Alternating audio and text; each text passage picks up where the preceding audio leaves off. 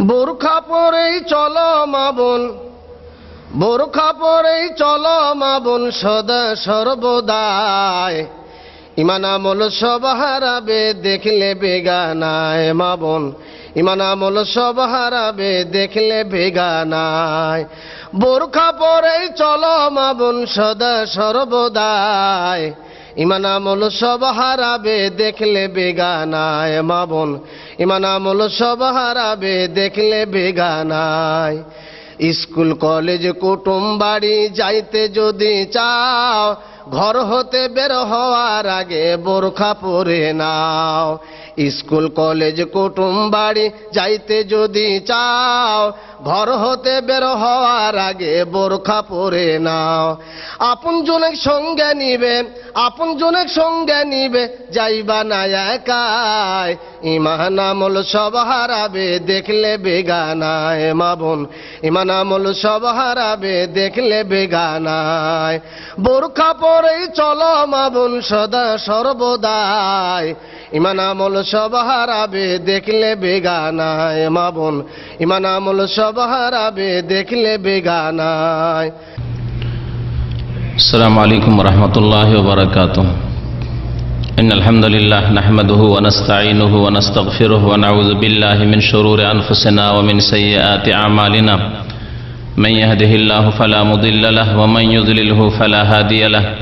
وأشهد أن لا إله إلا الله وحده لا شريك له وأشهد أن محمدا عبده ورسوله صلى الله تعالى عليه وعلى آله وصحبه وسلم تسليما كثيرا.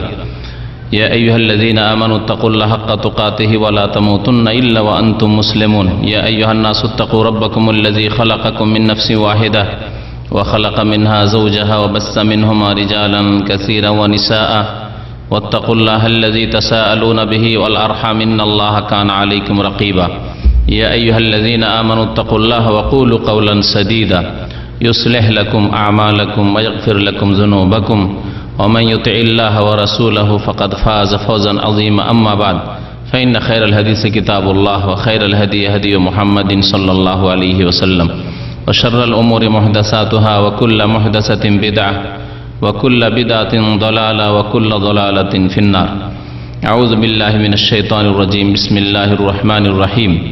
وقل للمؤمنات يغضضن من أبصارهن ويحفظن فروجهن ولا يبدين زينتهن إلا ما ظهر منها. আল্লাহ পাক রব্বুল আলমিনের সমস্ত প্রশংসা যে আল্লাহ পাক রব্বুল আলমিন আমাদেরকে সৃষ্টি করেছেন এবং আমাদেরকে একমাত্র তার ইবাদত বন্দেগীর আদেশ প্রদান করেছেন। সে আল্লাহ পাক রব্বুল আলমিনের লাখ লাখ শুকরিয়া যিনি আল্লাহ পাক আমাদেরকে রমজান মাসে সিয়াম কিয়ামের তৌফিক দান করেছেন। বলুন আলহামদুলিল্লাহ। আল্লাহ পাক এইরকম বহু রমজান আমাদের জীবনে যেন দেন এবং সেসব রমজানে আমাদেরকে নেক আমলের তৌফিক যেন দান করেন। আল্লাহ পাক রব্বুল আলামিনের ইবাদত সর্বদাই করতে হবে। যে আল্লাহ পাক রমজানের রব, রমজানের সৃষ্টিকর্তা, সে আল্লাহ পাক রমজান ছাড়া আরও যে 11 মাস আছে সেসবের সৃষ্টিকর্তা, সেসবের রব। সুতরাং জীবনের প্রত্যেকটি ক্ষেত্রে প্রত্যেকটি সময় আল্লাহ পাক রব্বুল আলামিনের বিধান অনুযায়ী জীবনযাপন করতে হবে। ইবাদতের ক্ষেত্রে, আকীদার ক্ষেত্রে, আখলাক চরিত্রের ক্ষেত্রে, জীবনের সমস্ত ক্ষেত্রে। আর কিছুদিন পরে আবার নেকির সুযোগ আসছে জিলহজ মাসে, যাতে আর একটি ফরজ আদায় হবে। আল্লাহ পাক যেন যেসব ভাইরা সেই ফরজ আদায় করতে পারেনি তাদেরকে তৌফিক দান করেন দ্রুত সেই ফরজ আদায় করার। তা হচ্ছে বাইতুল্লাহর হজ। ইনশাআল্লাহ তাআলা সেই সময় বাইতুল্লাহর হজ সম্পর্কে আলোচনা করা হবে। এর মাঝে বেশ কয়েকটি বিষয় নিয়ে আল্লাহ পাক সুযোগ দিলে আমাদের আলোচনা হবে। তার মধ্যে একটি বিষয় যে সিলসিলা আমাদের রমজানের আগে চলছিল এবং বেশ কয়েকটি আলোচনা হয়েছে এর ওপর, তা হচ্ছে নারী সংক্রান্ত বা মহিলা সংক্রান্ত মাসলা মাসাইল।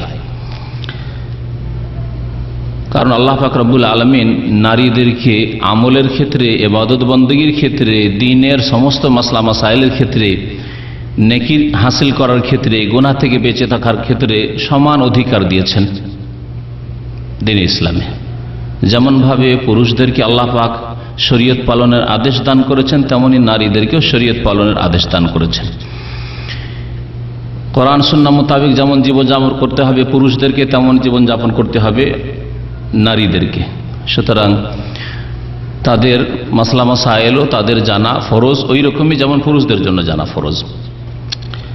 বরং মহিলা সংক্রান্ত বেশ কিছু মাসলা মাসাইল রয়েছে যেগুলি অতিরিক্ত মাসলা মাসাইল পুরুষদের তুলনায়, সেসব মাসলা মাসাইল পুরুষদের সাথে সম্পর্কিত নয়। সুতরাং তাদেরকে ওই সব মাসলা মাসাইলও জানা বিশেষভাবে ফরজ। কিন্তু তার সাথে মনে রাখবেন যে পুরুষদের ওপর নারী সংক্রান্ত মাসলা মাসাইল জানাও ফরজ, কারণ পুরুষদেরকে আল্লাহ পাক রব্বুল আলামিন নারীদের ওপর নেতৃত্ব দান করেছেন, মালিকানা দান করেছেন। মহান আল্লাহ কোরআন কারীমে ইরশাদ করেছেন, আর রিজালু কাওয়ামুন আলান নিসা, পুরুষদেরকে নারীদের ওপর নেতৃত্ব দান করা হয়েছে। যখন নেতৃত্ব দান করা হয়েছে, তাহলে যাদের নেতৃত্ব পেয়েছেন তাদের সম্পর্কে আপনাকে সম্যক জ্ঞান রাখতে হবে, তাদের সমস্যার সমাধান আপনাকে দিতে হবে। আপনার স্ত্রী, আপনার মা বোন জিজ্ঞাসা করবে আপনাকে যে আমার এই মাসলার ক্ষেত্রে আমি কি করব, আর জিজ্ঞাসা না করলেও তাদেরকে শিক্ষা দেওয়ার দায়িত্ব ফরজ আপনার ওপর। সুতরাং আপনাকে একজন পুরুষ হিসাবে নারী সংক্রান্ত মাসলা মাসাইল সম্পর্কে জ্ঞান হাসিল করতে হবে।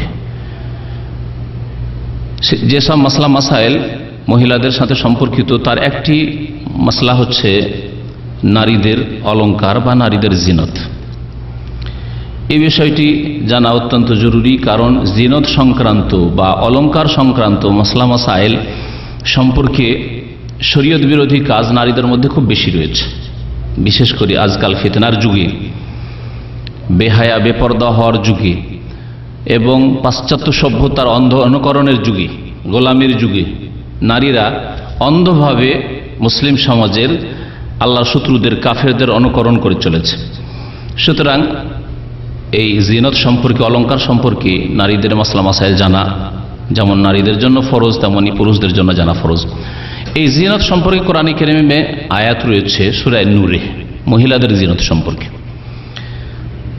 আল্লাহ পাক সূরা নূর আয়াত নম্বর 31 ইরশাদ করেছেন, ওয়াকুল লিল মুমিনাতি ইয়াগদুদনা মিন আবসারিহিন্না ওয়া ইয়াহফাযনা ফুরুজাহুন্না ওয়া লা ইউবদিনা যিনাতাহুন্না ইল্লা মা যাহারা মিনহা। আল্লাহ পাক বলছেন যে ইয়াগদুদনা মিন আবসারিহিন্না, তারা যেন তাদের দৃষ্টি নত রাখে। ইয়াগদুদনা মিন আবসারিহিন্না, তারা তাদের দৃষ্টি নত রাখে।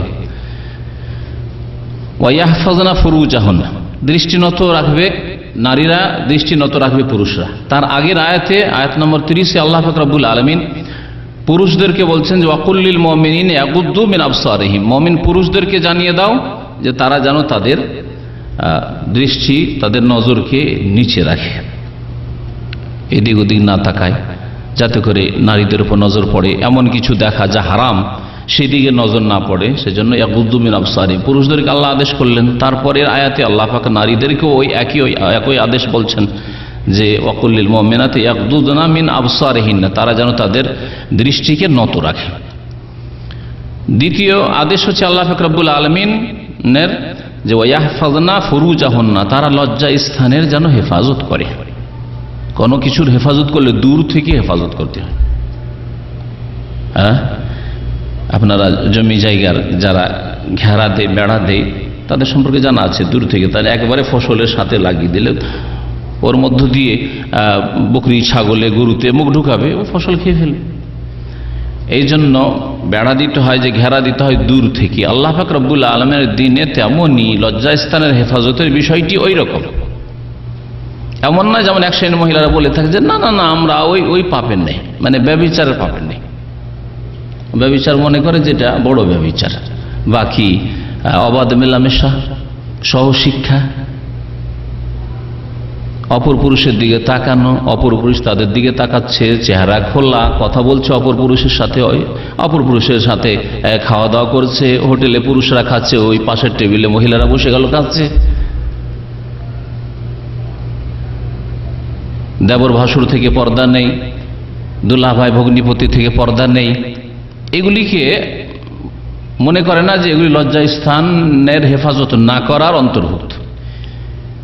এগুলি হচ্ছে লজ্জা স্থানের হেফাজতের বিপরীত বিষয়, হেফাজত করে না তারা, এটা মনে করে না। কোনো পুরুষকে দেখে হেসে উঠল, হাসি দিল, মনে করেন কোনো ব্যাপার না, এটা আমাদের সমাজে চলছে। বরং পশ্চিমা সমাজে যদি পুরুষকে দেখে কোনো মহিলা না হাসে, কোনো এক মহিলার মন্তব্য যে না হাসলে অভদ্র বলবে, সুতরাং অভদ্র তো হতে চায় না, ভদ্র মহিলা হতে চায়, সেজন্য একটা হাসি দিতে, মুচকি হাসি দিতে হবে। দুলাভাইকে দেখেছে, সামনে গিয়ে একটু যদি মুচকি হাসি না দেয় অসন্তুষ্ট হয়ে যাবে। হ্যাঁ, দেবরের সাথে হেসে কথা না বলে অসন্তুষ্ট হয়ে যাবে, ইত্যাদি ইত্যাদি। এগুলি হচ্ছে নিজের লজ্জাস্থানের হেফাজত না করার শামিল। কারণ মানুষ পাপে যে লিপ্ত হয়, ধীরে ধীরে গিয়ে কাবিরা গুনাহ বড় পাপে লিপ্ত হয়।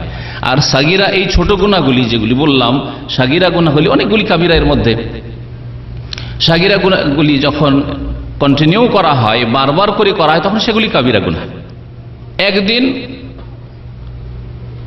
পুরুষদের মাঝখানে মহিলা চলে গেল, একবার যদি সাগিরা হয়, তাহলে দৈনিক যারা একসাথে লেখাপড়া করছে, নারী পুরুষ একসাথে লেখাপড়া করছে, কাবিরা গুনাহ। একদিন মুচকি হাসি দিল, যদি সাগিরা গুনাহ হয় ধরেই নেন, তাহলে যার অভ্যাসই হচ্ছে যে কোনো পুরুষকে দেখলে, দুলাভাইকে দেখলে, যখনই দেখা সাক্ষাৎ হয়, দেবরের সাথে যখনই দেখা সাক্ষাৎ হয়, কথা বলে হাসে, তাহলে কাবিরা গুনাহ। সাগিরা গুনহাই বারবার করলে সেটা কাবিরা হয়ে যায়। এটি হচ্ছে আহলে সুন্নাত ওয়াল জামাতের আকীদা, বিশ্বাস, এবং এতে কোনো দ্বিমত নেই, কোনো মযহাবের দ্বিমত নেই। তো আল্লাহ পাক রব্বুল আলামিন লজ্জা স্থান হেফাজতের কথা বলেছেন। তারপরে যে বিষয়টি উল্লেখ করেছেন সেটা হচ্ছে আজকের আমাদের বিষয়। আল্লাহ পাক বলছেন, ওয়ালা ইউবদিনা যিনাতাহুন্না, তারা তাদের জিনতকে যেন প্রকাশ না করে, তাদের অলংকারকে, সাজসজ্জাকে প্রকাশ যেন না করে, ইল্লা মা যাহারা মিনহা, তবে নিজে থেকেই যা প্রকাশ পেয়ে যায়। এই আয়াতের অনুবাদ যদি সঠিকভাবে করা হয়, তাহলে মাসআলা একবারে স্পষ্ট, কোনো অস্পষ্টতা নেই যে মহিলারা তাদের অলংকার প্রকাশ করবে না, করা যাবে না। তাহলে প্রকাশ ইল্লা মা যাহারা মিনহা, যা নিজে থেকেই প্রকাশ হয়ে যায়, প্রকাশ করতে হয় না, যা ঢেকে রাখা সম্ভব নয়। তা কি? তা প্রথম ওপরের কাপড়, ওপরে যে কোনো কাপড় পরুক সেটা প্রকাশ পাবে। বোরকা পরে আছে, বোরকা প্রকাশ পাবে যে এটা একজন মহিলা যাচ্ছে, তাই না? এটা নিজে থেকে প্রকাশ পেয়ে যাচ্ছে, প্রকাশ করতে হয় না, এটা ঢাকা সম্ভবই না। যতই কাপড় দেন তার উপরে একটা কাপড় থাকবে। তারপরে আরেকটি দিক হচ্ছে যে গোটা শরীর মাথা থেকে পা পর্যন্ত ঢেকে আছে, কিন্তু হঠাৎ করে বাতাসে কাপড়ের কিছু অংশ উড়ে গেল, তারপরে হঠাৎ কিছু অংশ প্রকাশ পেয়ে গেল, ইচ্ছা করে সে প্রকাশ করেনি, তাড়াতাড়ি করে ঢাকতে ঢাকতে কিছু অংশ দেখা গেল, ইল্লা মা যাহারা মিনহা, নিজে থেকে প্রকাশ পেল। কিন্তু এক শ্রেণীর আলেমরা এই আয়াতের অনুবাদ করেছে ইল্লা মা যাহারা মিনহা মানে হাত আর চেহারা খোলা থাকবে, হাত আর চেহারা খোলা থাকবে। তাহলে আল্লাহ মা যাহারা বলতেন না, যা নিজে থেকে প্রকাশ, চেহারা নিজে থেকে প্রকাশ পায় না, বরং প্রকাশ করেন মহিলারা, প্রকাশ করে থাকে মহিলারা। সুতরাং এই আয়াতের অনুবাদই তারা ভুল করেছে, যার ফলে এক শ্রেণীর আলেমদের ফতোয়া যে চেহারা ঢাকা ওয়াজিব নয়, ফরজ নয়, হাত ঢাকা ফরজ নয়, পা ঢাকা ফরজ নয়, এগুলি ফতোয়া তাদের। কিন্তু নবী করিম সাল্লাল্লাহু আলাইহি ওয়াসাল্লাম বলেছেন, আল মারআতু কুল্লুহা আওরা, নারী জাতি সমস্তটাই হচ্ছে আবৃত রাখার বস্তু, তাদেরকে আওরত বলা হয়েছে, আওরা। নবী করিম সাল্লাল্লাহু আলাইহি ওয়াসাল্লাম পুরুষদের আওরা কতটা বলেছেন? আল ফাখিজ আওরা, রান হাঁটু পর্যন্ত, নাভি থেকে নিয়ে হাঁটু পর্যন্ত, এটা ঢেকে রাখার বস্তু। আর গা খালি গায়ে আছে, অসুবিধা নেই, হারাম নাই। হাত খোলা আছে, হাফ গেঞ্জি আছে, সেন্টু গেঞ্জি আছে, হারাম নাই। নামাজের পোশাক বলছিলেন, কিন্তু এমনি সময়ে। তো আল্লাহ পাক রব্বুল আলামিন এখানে বলছেন যে ওয়ালা ইউবদিনা যিনাতাহুন্না, মহিলারা যেন তাদের অলংকার বা সাজসজ্জা প্রকাশ না করে। তো আল্লাহ কোরআন কারীমে জিনাতের কথা উল্লেখ করেছেন। এই আয়াতটি বেশ লম্বা আয়াত আছে। তারপরে আল্লাহ পাক বলছেন একটু এগিয়ে গিয়ে ওয়ালা ইউবদিনা যিনাতাহুন্না, আবার বলছেন ইল্লা লিবুলাতিহিন্না, মহিলারা তাদের জিনত, তাদের অলংকার প্রকাশ করবে না, একমাত্র প্রকাশ করবে তাদের লিবুলাতিহিন্না, স্বামীদের জন্য। তাহলে স্বামীর জন্য অলংকার, স্বামীর জন্য সাজসজ্জা। আজকাল মহিলারা কি করে? ভালো শাড়িটা কোথায় পরে? স্বামীর সামনে কখনো পরে না। স্বামীর বাড়ির ভিতরে ভালো শাড়ি পরে না, ভালো জামা কাপড় পরে না, ওই মহিলা আবর্জনা লাগা যেটা নিয়ে রান্নাঘরে পাকশা করে সেটাই পরে স্বামীর কাছে থাকে, স্বামীর সামনে থাকে। আর ভালো কাপড়গুলি কোথায় পরে? কোথায় ভাইয়ের বাড়ি বিবাহ লেগেছে, কোথায় কারো বাড়ি বিবাহ শাদী আছে, কোনো অনুষ্ঠান আছে, কোনো পার্টি আছে, অথবা রাস্তায় বাজারে বের হইতে হবে তখন, ঠিক না? কি শরীয়ত বিরোধী কাজ। আল্লাহ বলছেন প্রথম স্বামীর কথা, তারপরে আল্লাহ বলছেন আবাইহিন না, বাবার সামনে সাজতে পারে, শ্বশুরের সামনে সাজতে পারে যতটা সম্ভব। স্বামীর সামনে যতটা সাজা সেই রকম নয়, বা স্বামীর সামনে যতটা অলংকার প্রকাশ করা ততটা নয়, বাবার সামনে, শ্বশুরের সামনে, আপন ভাইয়ের সামনে ততটা নয়, যতটা সমাজে, ইসলামিক সমাজে জায়েজ রয়েছে ততটা। জিনতের ক্ষেত্রে আরেকটি কথা বলে দিই যে জিনত মহিলাদের দুই প্রকারের। এক হচ্ছে ফিতরি জিনত, প্রাকৃতিক জিনত, আর এক হচ্ছে মানুষের কৃত্রিম তৈরি করা জিনত। প্রাকৃতিক জিনত হচ্ছে নারীদের শরীর, মাথা থেকে পা পর্যন্ত নারীদের শরীর এবং সঙ্গ প্রত্যঙ্গ, নারীদের কেশ, হাত, পা, এগুলি সবগুলি অলংকার। আল্লাহ পাক এই অলংকার দান করেছে, তা ঢাকতে হবে না, হবে না? এটা সবচেয়ে বড় জিনত। আর এক জিনত হচ্ছে তৈরি করা জিনত, মানুষ যেভাবে সাজে, শাড়ি পরছে অথবা যেসব লেবাস পোশাক পরছে এগুলি জিনত, অলংকার পরছে, গয়না পরছে, সেগুলি জিনত, হাতে হোক, গলায় হোক, পায়ে হোক, এগুলি হচ্ছে জিনত। আল্লাহ পাক বলছেন যে ওয়ালা ইউবদিনা জিনাতান, কোন রকমের জিনত প্রকাশ করবে না। তাহলে সৃষ্টিগত যেগুলি প্রাকৃতিক জিনত, অর্থাৎ মহিলারা মাথা থেকে পা পর্যন্ত কোনো কিছু প্রকাশ করবে না, আর যেগুলি নিজেরা অলংকার জিনত ব্যবহার করে সেজে থাকে সেসব জিনত প্রকাশ করবে না। তাহলে এই যে চুড়ি পরে রাস্তায় হাঁটা, চুড়ি দেখা যাচ্ছে, বোরকা পরে থাকলেও চুড়ি দেখা যাচ্ছে, রাস্তায় হাঁটছে, তখন জায়েজ? হ্যাঁ, পায়ে কি পরে ওগুলোকে কি বলে? হ্যাঁ হ্যাঁ, কি মল বলে, যেগুলো এ থাকে মানে শক্ত, আর যে বলছে নূপুর, যাই হোক, পায়ে যেগুলি পরে সেগুলি জাহির হয় না, হয় না? প্রকাশ করে না, করে না? এমনিতে হয়ে যায় না, তারা করে, ঢেকে রাখা যাবে। আর না হয় যদি ঢাকা সম্ভব না হয় তাহলে পড়তে হবে না।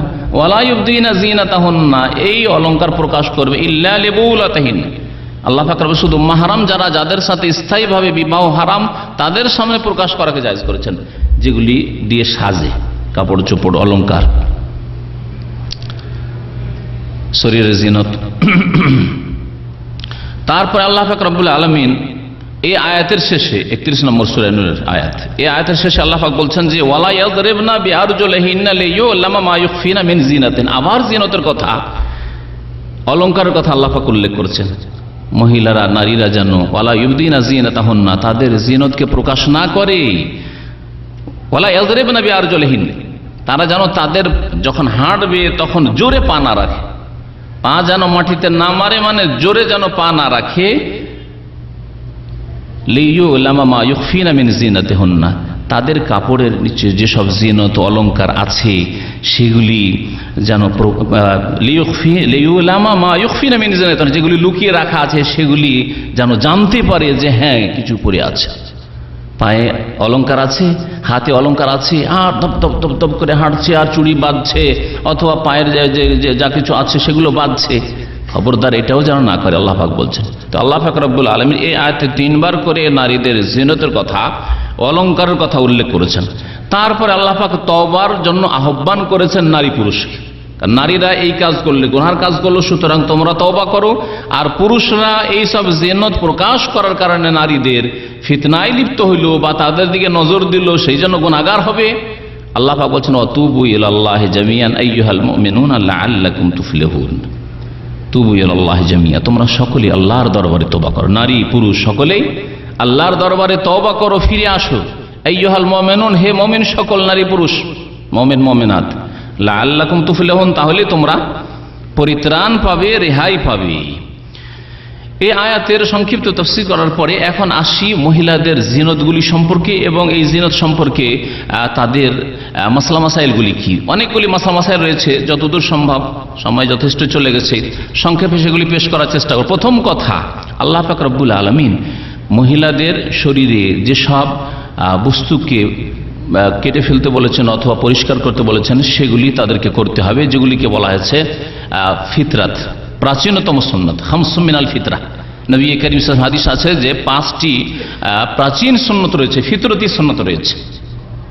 তার মধ্যে একটি হচ্ছে তাকলিমুল আজফার, নখ কাটা। নখ কাটা, যেমন পুরুষদের নখ কাটতে হবে তেমন মহিলাদের নখ কাটতে হবে। মহিলারা কি করে আজকাল, লম্বা করে নখ রাখে আর দেখে হিংস্র পশু লাগে। এমন যে ভালো লাগে তাও নয়, কিন্তু না, যখন মানুষের প্রকৃতি বিকৃত হয়ে যায় তখন খারাপটাই ভালো লাগে। ছোট ছেলে মেয়ে দেখবেন যদি গায়ের কাপড় খুলে লজ্জা পায়, এটা হচ্ছে তার প্রকৃতি, মানুষের প্রকৃতি এটা। কিন্তু ওকে ন্যাংটা করে রেখে রেখে অভ্যাস যখন করে দেন তখন ন্যাংটা থাকতে ভালো লাগে, কাপড় রাখতে তাকে কষ্ট লাগে, তাই না?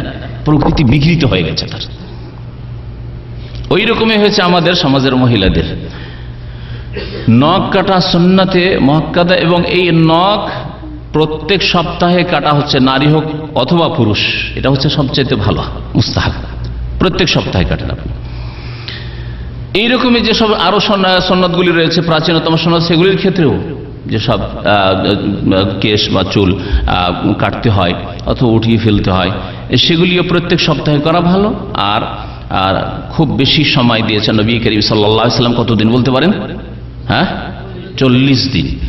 40 দিনের বেশি নয়।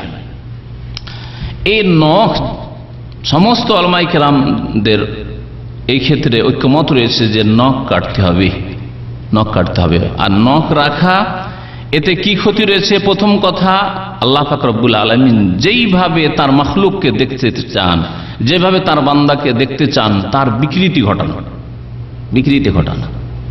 তারপরে নোংরাও লাগে দেখতে।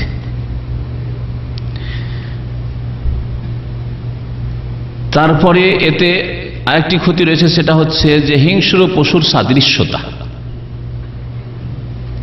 কুকুর, শৃগাল যে হিংস্র পশু রয়েছে, বিড়াল, এসবের সাদৃশ্যতা।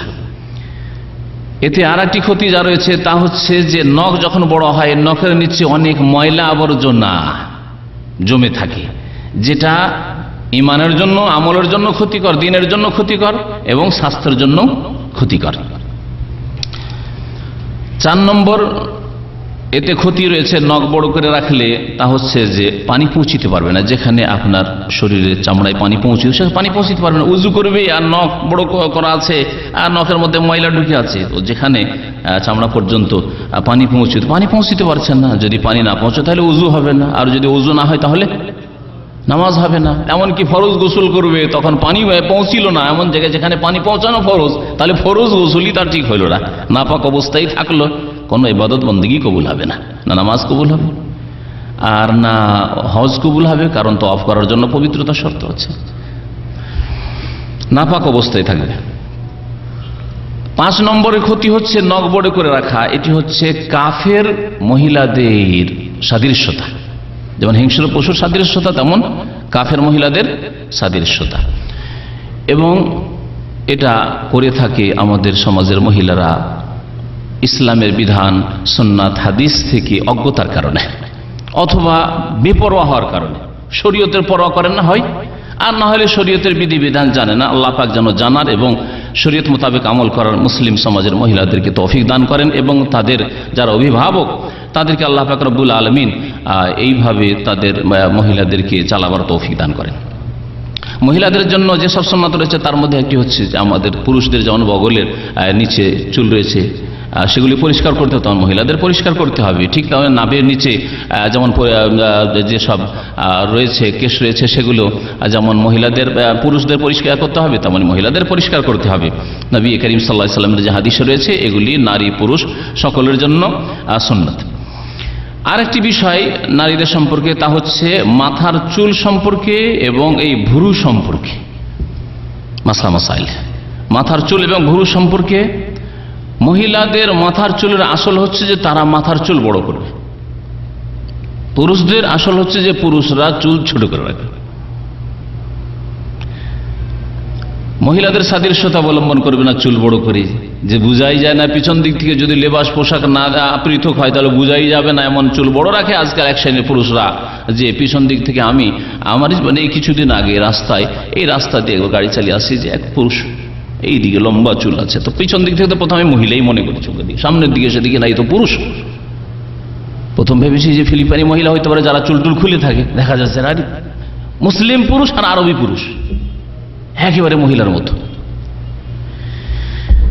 হারাম করেছেন আল্লাহ পাক রব্বুল আলামিন, এবং লানত রয়েছে আল্লাহ পাকের এবং তার রাসূল সাল্লাল্লাহু আলাইহি সাল্লামের ওইসব লোকদের ওপর, ওইসব পুরুষ এবং ওইসব নারীদের ওপর যারা একে অপর জাতির সাদৃশ্যতা অবলম্বন করে। নারীরা যদি পুরুষের সাদৃশ্যতা অবলম্বন করে আল্লাহ পাকের লানত রয়েছে, অভিশাপ রয়েছে। পুরুষরা যদি নারীদের মহিলাদের সাদৃশ্যতা অবলম্বন করে তো আল্লাহ পাক রব্বুল আলামিন লানত, অভিশাপ রয়েছে, রহমত থেকে বঞ্চিত করার আল্লাহ পাক ঘোষণা করেছেন। চুল যেহেতু বড় করতে হবে মাথার মহিলাদের, সেই জন্য নবী করিম সাল্লাল্লাহু আলাইহি ওয়াসাল্লাম নিষেধ করেছেন মহিলাদেরকে তারা যেন মাথার চুল মুন্ডন না করে। এজন্য মাথার চুল মহিলাদের ব্যাধি থেকে মুক্ত হওয়া ছাড়া, বিশেষ শরীয়তি ওজর যেখানে আল্লাহ পাক ওজর কবুল করেছেন ছাড়া, যেখানে বাধ্য একবারে মুন্ডন করতে, এইরকম ছাড়া মহিলাদের মাথা মুন্ডন করা জায়েজ নয়। নাহা রাসূলুল্লাহ সাল্লাল্লাহু আলাইহি ওয়াসাল্লাম আন তাহলিকাল মারআতু রাসাহা। নবী করিম সাল্লাল্লাহু আলাইহি ওয়াসাল্লাম হাদিসে সাহাবীরা বর্ণনা করছেন যে রাসূলুল্লাহ সাল্লাল্লাহু আলাইহি ওয়াসাল্লাম মহিলাদেরকে মাথা মুন্ডন করতে নিষেধ করেছেন। হজ উমরা আপনি করলে, মাথা মুন্ডন করলে 3 বার করে নবী করিম সাল্লাল্লাহু আলাইহি ওয়াসাল্লাম রহমতের দোয়া দিয়েছেন, তাই না? আল্লাহুম্মা আরহামিল মুহাল্লিকিন, আল্লাহুম্মা আরহামিল মুহাল্লিকিন, আল্লাহ যারা মাথা মুন্ডনকারী তাদের উপর রহম করো, তাদের উপর রহম করো, তাদের উপর রহম করো। আর মহিলাদেরকে নিষেধ করা হচ্ছে, হারাম। কারণ মহিলাদের সাজ রয়েছে, অলংকার রয়েছে, জিনত রয়েছে চুলে, আল্লাহ পাকের সৃষ্টিগত জিনত, তাকে বাড়াতে বলা হয়েছে। সৌদি আরবের বিগত যে মুফতি ছিলেন রহমতুল্লাহ আলাইহি, অর্থাৎ শেখ ইবনে বাজ, তার আগে মুফতি, তার উস্তাদ এবং তার আগে যে মুফতি ছিলেন আল্লামা শেখ মোহাম্মদ বিন ইব্রাহিম আলী শেখ, তিনি বলছেন আম্মা শা'রু রাউসিন নিসা ফালা ইয়াজুজু হালকুহু, মহিলাদের মাথার চুল মুন্ডন করা জায়েজ নাই। নবী করিম সাল্লাল্লাহু আলাইহি ওয়াসাল্লাম হাদিস শোনালাম, তার সাথে সাথে তার উক্তি, আর এটি হচ্ছে ফতোয়া, যাতে কোনো দ্বিমত নেই কোনো উলামায়ে কেরামদের।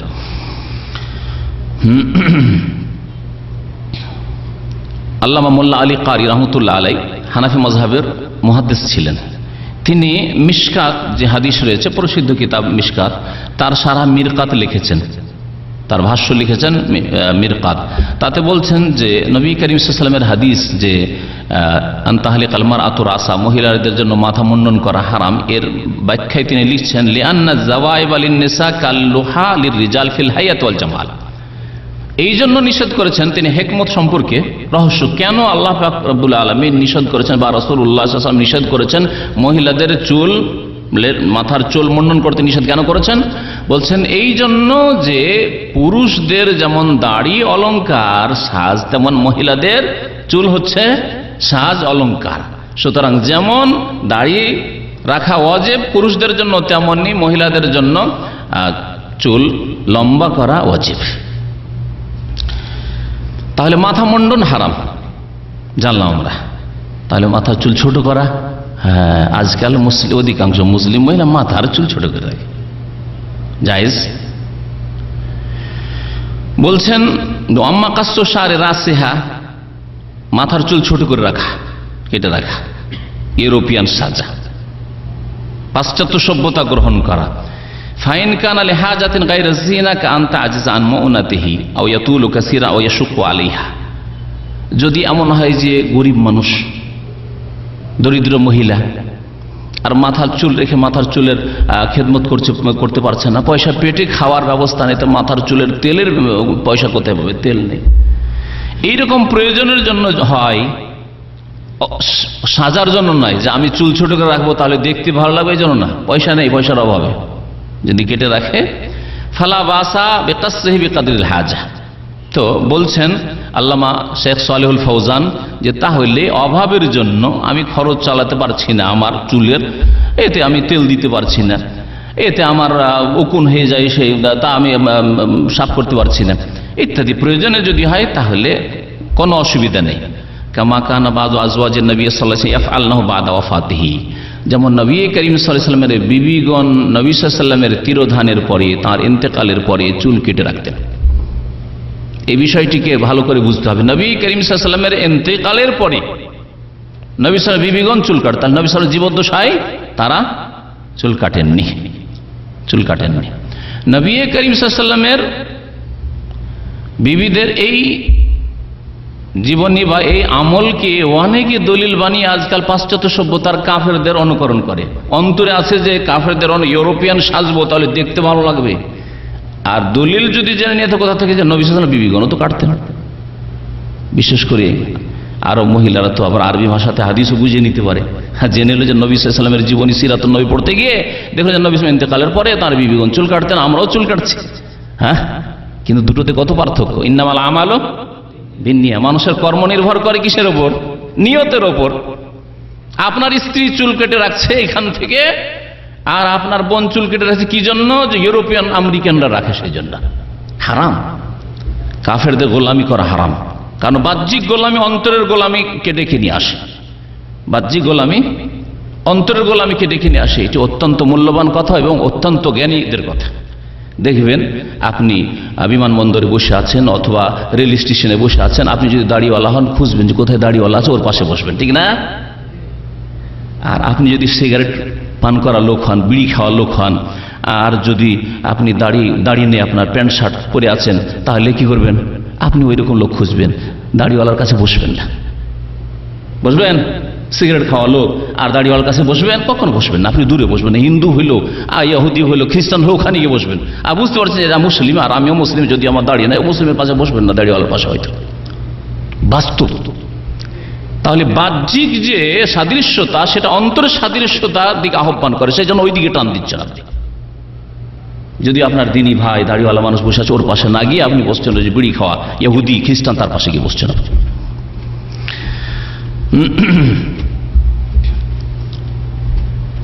তো নবী করিম সাল্লাল্লাহু আলাইহি ওয়াসাল্লামের বিবিগণ যে চুল কেটেছেন কি নিয়তে? আজকালকার মহিলাদের নিয়ত হলো পাশ্চাত্য সভ্যতার, ইউরোপ আমেরিকার মহিলাদের, কাফের মহিলাদের অনুকরণ করা, যেটা হারাম। মান তাশাব্বাহা বিকওমিন ফাহুয়া মিনহুম। নবী করিম সাল্লাল্লাহু আলাইহি ওয়াসাল্লামের প্রসিদ্ধ হাদিস, কোন জাতি যদি অন্য কোন জাতির সাদৃশ্যতা অবলম্বন করে, তাহলে তাদের দলে শামিল হবে দুনিয়াতেও এবং তাদের দলে শামিল হবে কাল কিয়ামতেও। তাদের সাথে জাহান্নামে যাবে, তাদের সাথে গিয়ে ধ্বংস হবে, সর্বনাশ হবে। আর নবী করিম সাল্লাল্লাহু আলাইহি ওয়াসাল্লামের বিবিগণ নবী সাল্লাল্লাহু ইন্তেকালের পরে চুল কেটে রাখতেন এই জন্য যে আল্লাহ পাক কোরআনে কারীমে ইরশাদ করেছেন যে ওমা কানা লাকুম আন তুযু রাসূলুল্লাহ, হে মুসলিম, তোমাদের জন্য জায়েজ নয় যে আল্লাহ রাসূল সাল্লাল্লাহু আলাইহি সাল্লামকে তোমরা কষ্ট পৌঁছাবে। ওয়ালা আন তানকিহু আজওয়াজাহু মিন বাদিহি আবাদা, এবং নবী করিম সাল্লাল্লাহু আলাইহি সাল্লামের তিরোধানের পরে তার বিবিগণকে তোমরা কেউ বিয়ে করতে পারবে না, বিবাহ করা হারাম। তাহলে নবী সাল্লাল্লাহু আলাইহি সাল্লামের ইন্তেকালের পরে তার বিবিগণ চিরকালের জন্য উম্মতের জন্য হারাম। মা উম্মাহাতুল মুমিনিন। যখন বিবাহের আর কোনো আশা নেই, তাহলে জিনতের প্রয়োজন আছে? সাজার প্রয়োজন আছে? নেই। সেই জন্যই তারা যাতে করে জিনত না হয়ে যায় কেটে রাখতেন চুল, জিনত না করার জন্য। তাহলে নবী সাল্লাল্লাহু আলাইহি ওয়াসাল্লামের জামানায়, সাহাবায়ে কেরামের জামানায়, বরং এই কাছের জামান আজকে থেকে 50 বছর 100 বছর আগে দাদি নানিকে দেখেন, যত চুল বড় হইতো তত বেশি ভালো লাগতো। এটা বোঝা যেত, সমাজে বোঝা যেত না। এই জন্য লম্বা চুল দেখে বিয়ে করতো। ছোটকালে আমার মনে পড়ছে আমাদের বয়সে যে ওই পাত্রী দেখতে এসে চুল দেখতো খুলে, যে কত বড় চুল আছে। যদি চুল লম্বা থাকে তাহলে পাত্রী পছন্দ হতো, আর চুল যদি ছোট এখান থেকে চুল আর বাড়ে না, পছন্দ করতো না, না পছন্দ হইল না, ঠিক না? কিন্তু পাশ্চাত্য সভ্যতার যারা গোলাম, তারা আজকাল চুল কাটা আছে কিনা, বা বিয়ে করে নিয়ে আসার পরে না তুমি চুল কাটো, চুল কেটে তোমাকে ভালো লাগছে, কারণ তোমাকে দেখে ওই পশ্চিমা অমুকের মতো লাগছে, অমুক রানীর মতো লাগছে, হ্যাঁ ওই অমুক ফরেন মিনিস্টারের মতো তোমাকে লাগছে।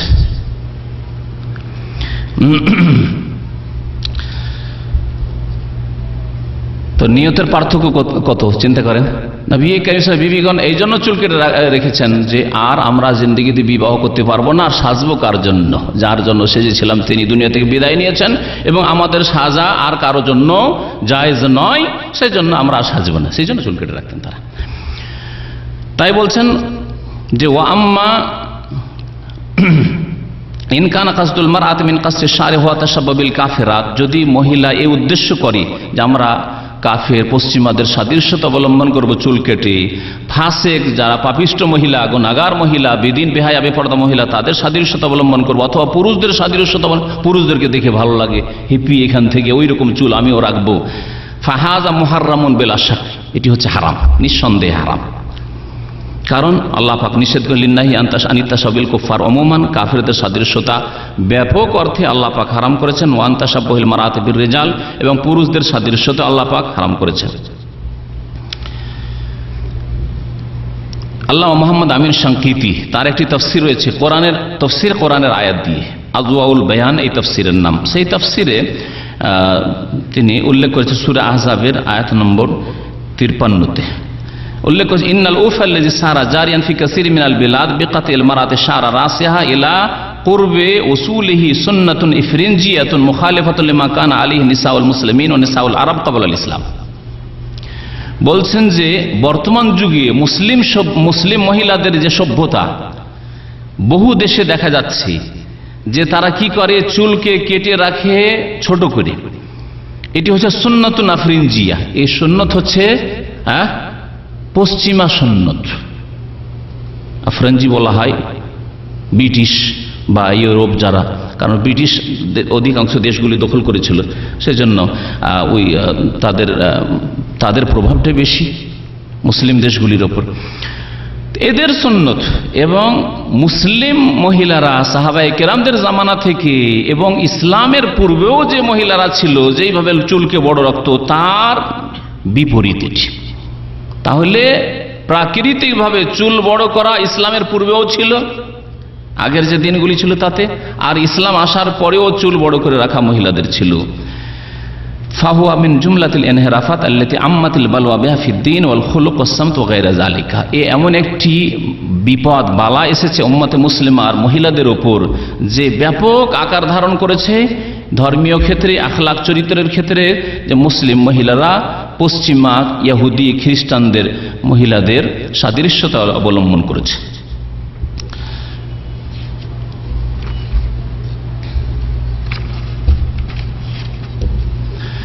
মহিলারা চুল রাখার ক্ষেত্রে, চুল যে লম্বা করে রাখবে, এই চুল রাখার ক্ষেত্রেও বেশ কিছু হারাম কাজ করে থাকে। তার মধ্যে একটি হচ্ছে চুলগুলিকে গুছিয়ে এখানে মাথার উপরে খোপা বেঁধে রাখা। খোপা বলে না এটাকে, খোপা বেঁধে রাখা। এই খোপা বেঁধে রাখা জায়েজ নাই, হারাম। মাথার উপরে খোপা বেঁধে রাখা জায়েজ নাই। এমনকি পেছন দিকে খুব উঁচা করে খোপা বেঁধে রাখা, বেশ উঁচা করে, যাতে করে কাপড়ের ওপরে জেগে উঠে, বোঝা যাচ্ছে যে বেশ চুল একবার অনেকটা হয়ে আছে, আর সেটাতে একটা আকর্ষণ সৃষ্টি করছে। বোরকা থাকলেও অথবা শাড়ি থাকলেও এটাও জায়েজ নয়, উলামায়ে কেরামরা বলেছেন। এই বিষয়টি শোনায় ইমাম ইবনে তাইমিয়া রাহমাতুল্লাহ, আজকে থেকে 700-800 বছর আগের ফতোয়া শোনায়। তিনি তার যে ফতোয়া 37 খণ্ডের ফতোয়া রয়েছে মাজমুউল ফতোয়া, তার 22তম খণ্ডের 145 পৃষ্ঠাে বলছেন, কামা ইয়াকসুদু বাযুল বাগায় আন তাজফারা শা'রাহা জাফিরান ওয়াহিদান মাসদুলান বাইনাল কাতিফাইন। এক শ্রেণীর পাপী মহিলারা সেই জামানায় করত, যেটা আরব মুসলিমরা করত না। সেটা হচ্ছে যে বেনি বেঁধে, খোপা বেঁধে পেছন দিকে ঝুলিয়ে রাখতো, আর লম্বা করে ঝুলিয়ে রাখতো, যেটা আকর্ষণ সৃষ্টি করত। এটা পাপী মহিলাদের কাজ, এটা নেক সতী মহিলা, আল্লাহওয়ালি মহিলাদের কাজ নাই। আল্লাহ মোহাম্মদ ইব্রাহিম আলী শেখ রহমতুল্লাহ আলী, যে সৌদি আরবের বিগত মুফতির আগের মুফতি এবং খুব বড় আলেম ছিলেন তিনি, অত্যন্ত প্রভাব ছিল তার এই দেশের উপর। তো তিনি বলছেন, ওয়াম্মা মা ইয়াফআলুহু বাযু নিসাইল মুসলিমিন ফি হাযা জামান মিন ফারকির রাস মিন জানিবিন ওয়া জামউহু মিন নাহিয়াতিল কাফা আও জাআলু ফাওকা রাস। এই যে মাথার উপরে খোপা বেঁধে রাখে অথবা পিছন দিকে করে রাখে, আর খুব বেশি করে যাতে প্রকাশ পায়, কামা তাফআলু নিসাউল ইফরিজ, যেমন ইউরোপের ইহুদি খ্রিস্টান মহিলারা করে, ফাহাযা লা ইয়াজুজ, এটা জায়েজ নয়। লেমা ফিহে মিনা তাশাব্বুহ বিনিসাইল কুফার, প্রথম কথা কাফের মহিলাদের সাদৃশ্যতা, এবং দ্বিতীয় নম্বর কথা তাতে পুরুষদের আকৃষ্ট করা, অপর পুরুষরা আকৃষ্ট হয়। মাথার ওপর চুল উঁচু হয়ে আছে আর দেখতে কত সুন্দর লাগছে, একবার এইদিকে ঝুলছে একবার ওইদিকে ঝুলছে, পিছন দিকে বেশি আছে, একবার এইদিকে ঝুলছে একবার ওইদিকে ঝুলছে। যেমন উঁচা স্যান্ডেলে আজকাল যখন হাঁটে মহিলারা, তখন পাছা একবার এইদিকে ঝুলছে একবার ওইদিকে ঝুলছে, আর ফিতনা সৃষ্টি করছে। এটাও ওই রকমই, এই মাথার চুলের মতো। হাদিস শোনা এই ক্ষেত্রে সহিহ মুসলিমের নবী করিম সাল্লাল্লাহু আলাইহি সাল্লামের আবু হুরায়রা রাদিয়াল্লাহু তাআলা আনহু বর্ণনা করছেন যে, কালা রাসূলুল্লাহ সাল্লাল্লাহু আলাইহি সাল্লাম, সিনফান মিন আহলিন নার লাম আরাহুমা, দুই প্রকারের জাহান্নামী আছে যাদেরকে আমি এখনো দেখিনি। মানে আমার জামানে ওই সব জাহান্নামী জন্মায়নি। এরা জাহান্নামে যাবে, কিন্তু এখনো ওই সব জাহান্নামীরা জন্মায়নি। নবী সাল্লাল্লাহু আলাইহি ওয়াসাল্লাম অনেক জাহান্নামী দেখেছেন, কাফের জাহান্নামী দেখেছেন, আর অন্য পাপের জাহান্নামী দেখেছেন, খুনি জাহান্নামী দেখেছেন, কিন্তু এই দুই শ্রেণীর জাহান্নামী এখনো আমি দেখিনি। এক শ্রেণীর জাহান্নামী হচ্ছে কওমুন মাহুম সিয়াতুন কাযনাবিল বাকারি ইয়াযরিবুনা বিহান নাস। এক শ্রেণীর লোক হবে যারা নেতৃত্ব পাবে, ক্ষমতা পাবে, আর ক্ষমতার বলে তারা কি করবে, মানুষকে পিটাবে, জুলম অত্যাচার করবে, কষাঘাত করবে, কাযনাবিল বাকার, এবং তাদের হাতে এই কোড়া তাদের থাকবে। এটা এমন তার আকৃতি হবে কাযনাবিল বাকার, গরুর লেজের মতো, গরুর লেজের মতো চাবুক দিয়ে পিটাবে মানুষকে, অর্থাৎ জালেমানা নেতৃত্ব দেবে, স্বেচ্ছাচারিতা করবে, যা ইচ্ছা তাই করবে, লুটপাট করবে জাতির সম্পদ। ইয়াযরিবুনা বিহান নাস, লোকজনেরকে মারধর করবে।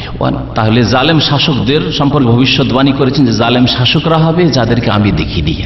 নবী সাল্লাল্লাহু আলাইহি ওয়াসাল্লামের জালেম শাসক ছিল না, তাদের ভবিষ্যৎবাণী করেছেন এরা জাহান্নামী হবে। আর এক শ্রেণীর জাহান্নামী হবে নিসাউন, তারা হবে নারী জাতি। ও নিসাউন, মহিলারা, কাসিয়াতুন, কাপড় পরিধান করে থাকবে, আরিয়াতুন, কিন্তু উলঙ্গ থাকবে। আসলে কেমন কাপড় হবে তাহলে?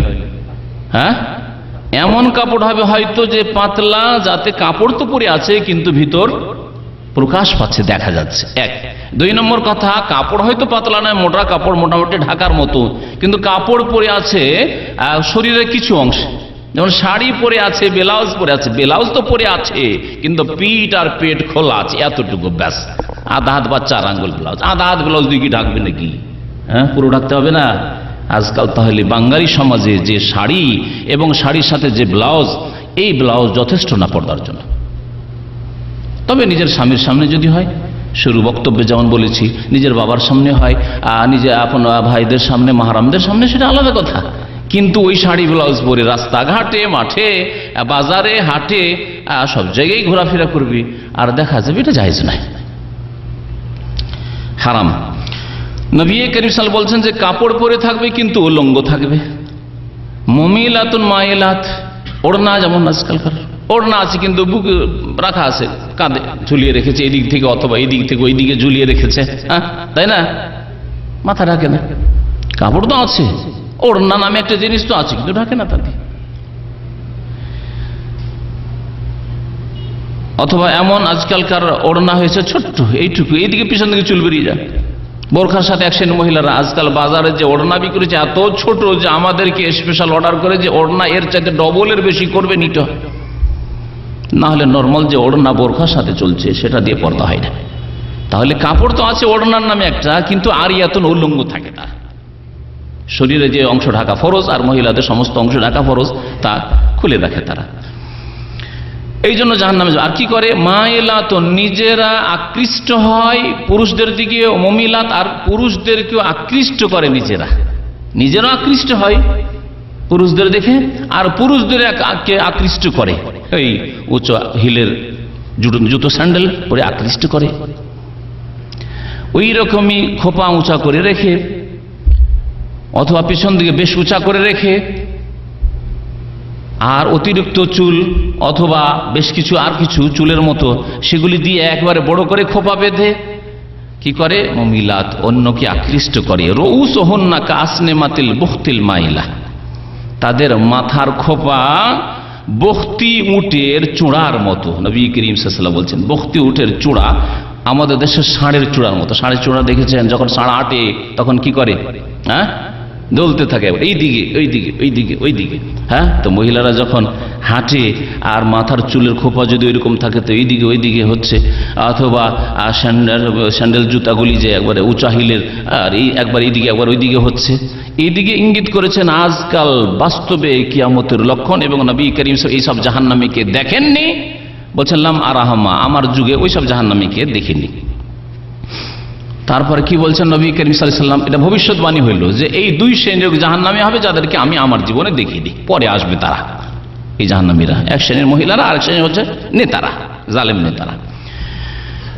লা ইয়াদখুলুনাল জান্নাহ, এরা জান্নাতে দাখিল হবে না, জান্নাত যেতে পারবে না এরা। ওয়ালা ইয়াজিদুনা রিহাহা, এমনকি জান্নাতের সুগন্ধি পর্যন্ত পাবে না। ওয়াইন্না রিহাহা লাতুজাদু মাসিরাতি কাযা ওয়া কাযা, অথচ জান্নাতের সুগন্ধি জান্নাত থেকে 40 বছরের দূরত্ব থেকে পাওয়া যাবে।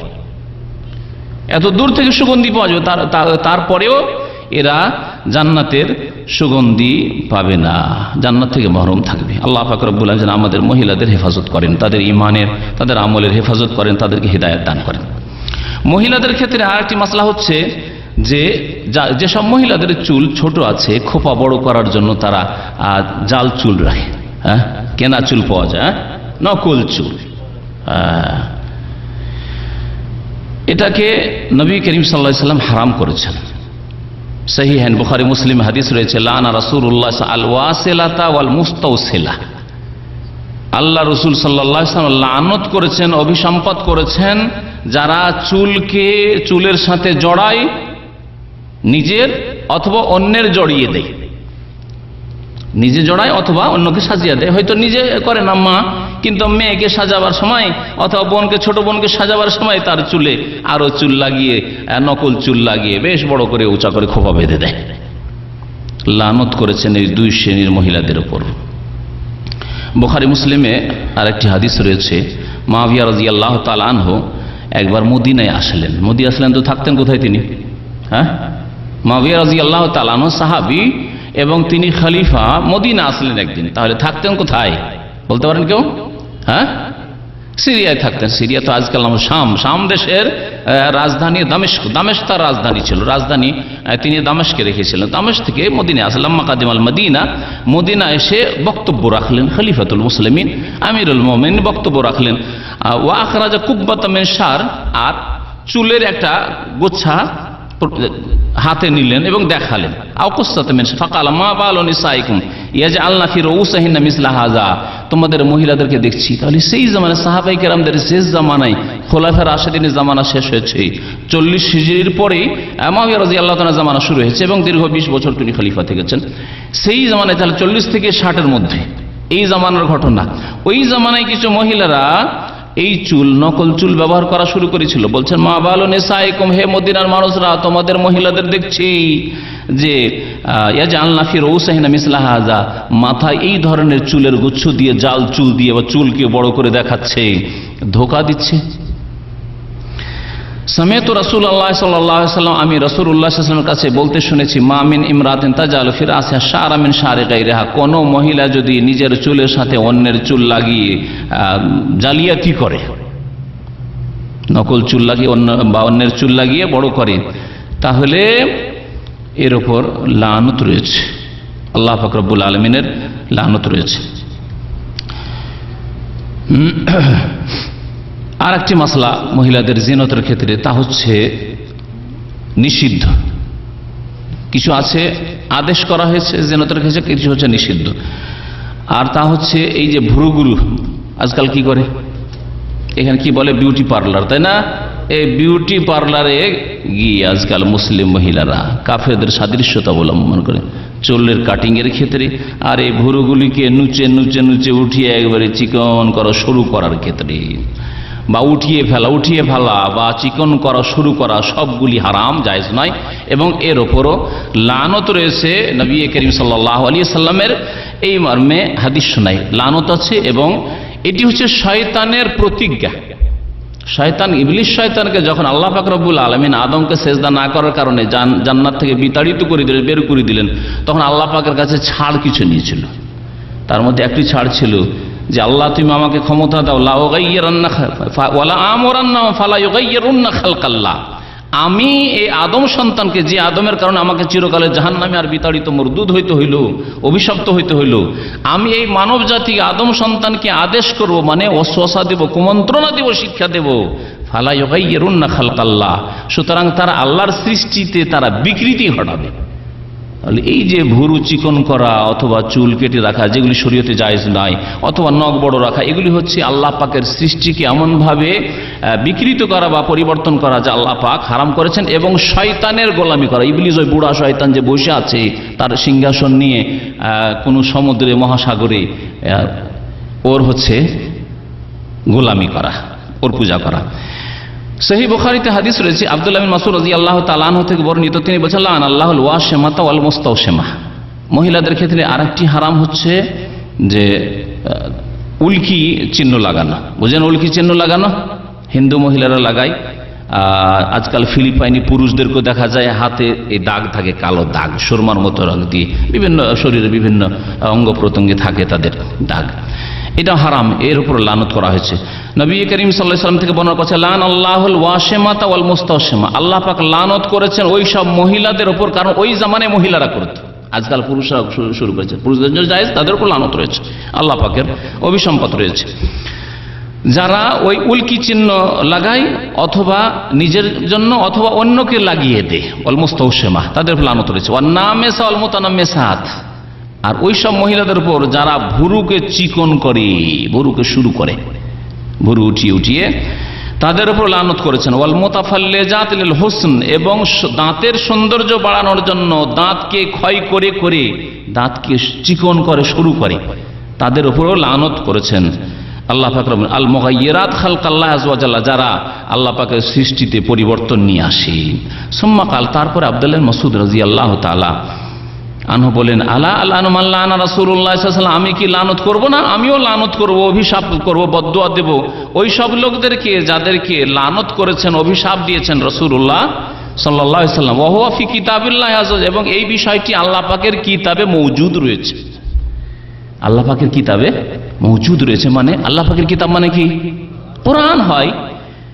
এক মহিলা আপনাদের মতো বুঝে ওখানেই ছিল, ইবনে মাসউদ রাদিয়াল্লাহু তাআলা যখন এই হাদিস শোনান, ও মহিলা বলছে যে আবু আব্দুর রহমান ইবনে মাসউদ রাদিয়াল্লাহু তাআলা, আব্দুল্লাহ বিন মাসউদের উপনাম, কুনিয়ত, আমি তো কোরআনের শুরু থেকে সূরা ফাতিহা থেকে সূরা নাস পর্যন্ত কতবার পড়েছি, কোথাও তো এই মাসলাগুলি পেলাম না যে দাঁতকে চিকন করা যাবে না সৌন্দর্যতা বাড়াবার জন্য, এই ভুরু চিকন করা যাবে না, উল্কি চিহ্ন লাগানো যাবে না, এগুলি মাসলা তো পড়লাম না। আর আপনি বললেন যে ওয়া হুয়া ফি কিতাবিল্লাহি আযজা ওয়া জাল্লা, এগুলি আল্লাহর কিতাবে আছে।